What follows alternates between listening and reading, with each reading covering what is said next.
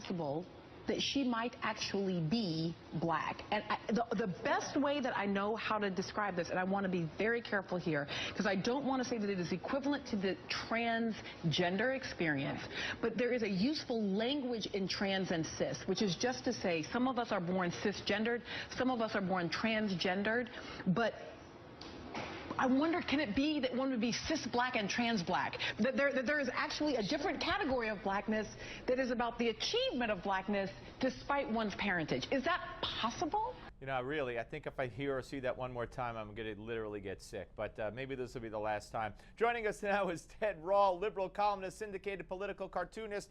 You watch him, or you can check him out at tedrall.com. And he's also the author of a book that's coming out in August, Snowden. That should be interesting. Anyway, Ted, welcome, sir. Thanks, Steve. All right, so you wrote a great piece. It's a trans world after all, and you were particularly amazed by the reaction of some on the left to this woman, and particularly Melissa Harris Perry here in this clip.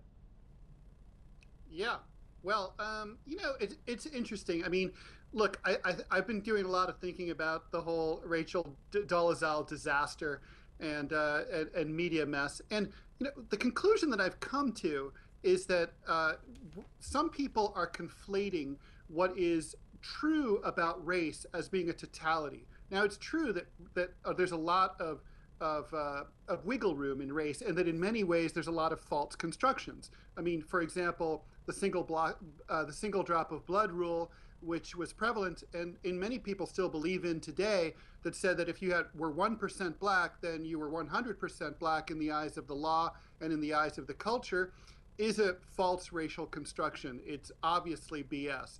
But on the other hand, you know, race is not completely outside of science. I mean, for example, one of the reasons that forensicists can tell what race the body of someone's skull was when they find one is they can look at their teeth and they can often tell. For example, Asian Americans have shovel-shaped incisors, and you know, Caucasian Americans don't. That's science. Blacks are more susceptible to sickle cell anemia than whites are. So, you know, it is a fascinating discussion, and I think that's why why we're all over the place about it. And I think that Dolezal has played on it in a very unusual and interesting way, ironically, to get an unpaid job working for the NAACP. Well, but it might parlay into a reality show, according to some reports, and that would certainly be paid. But she's going around, she's just perpetuating it. There's no proof that those are my parents. Well, you know what? Yeah, there is. Take a genetics test and see if your DNA matches their DNA. Then they're your parents, and there's no way around it. And again, she claimed she was white, or at least sued, claiming she was being discriminated against because she is white when she was at Howard University. Yeah, that's right. I mean, you know, like I wrote in my column, we're basically living in a world where anyone can be anything that they say. I mean, Hillary Clinton is running as a total liberal, much more to the left than she was as First Lady and as she was as a senator from New York, and certainly as Secretary of State. She's like a trans liberal. She was a cis moderate Democrat. And you know, and President Obama, and this is kind of surprising to me that so few people are talking about it, was biracial. He has a white mother and a black father, but he chose very consciously early on in his life, in his 20s, to identify solely as black. So we never really hear. It's not like he denies his whiteness. He just never talks about it. So it might as well not exist. And he's always defined as the first black president, but really he's the first biracial president. Right.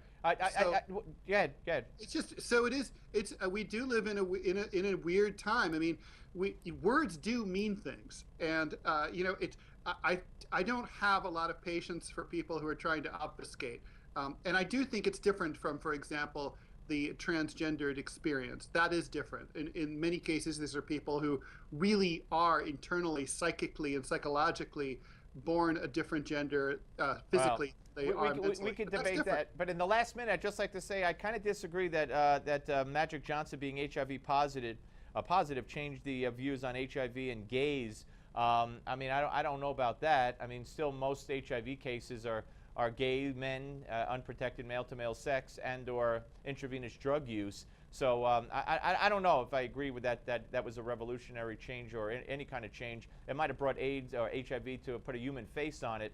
Well, but you're not saying Magic Johnson was gay, are you?